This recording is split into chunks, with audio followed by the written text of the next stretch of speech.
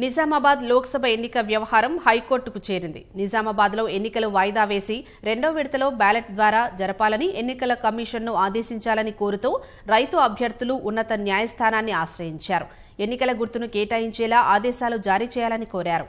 Polling సమయం సమీపిస్తున్నా గుర్తులు ఇవ్వలేదని పిటిషన్లో పేర్కొన్నారు. గుర్తింపు పొందిన రాజకీయ పార్టీల అభ్యర్థులు తమ గుర్తుల ద్వారా విస్తృతంగా ప్రచారం చేస్తున్నారని వివరించారు. వెంటనే గుర్తులు కేటాయించడంతో పాటు ప్రచారానికి తగిన సమయం లేనందున ఎన్నికను వాయిదా వేయాలని కోరారు. కేంద్ర ఎన్నికల కమిషన్, రాష్ట్ర ఎన్నికల ప్రధాన అధికారి, నిజామాబాద్ రిటర్నింగ్ అధికారిని ప్రతివాదులుగా పేర్కొన్నారు.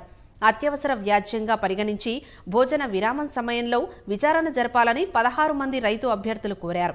స్పందించిన హైకోర్టు మధ్యాహ్నం 2:30 గంటలకు విచారణ చేపట్టేందుకు అంగీకరించింది.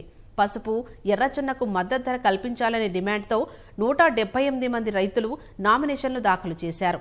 వీళ్లతో పాటు మొత్తం 185 మంది అభ్యర్థులు నిజామాబాద్లో ఎన్నికల బరిలో నిలిచారు. ఫలితంగా ఎన్నికల సంఘం ప్రత్యేకంగా ఏర్పాట్లు చేసింది. బెల్కు చెందిన M3 రకం ఈవీఎంలను ప్రత్యేకంగా వినియోగిస్తోంది. ఒక్కో కేంద్రంలో 7 ఈవీఎంలను ఏర్పాటు చేస్తోంది.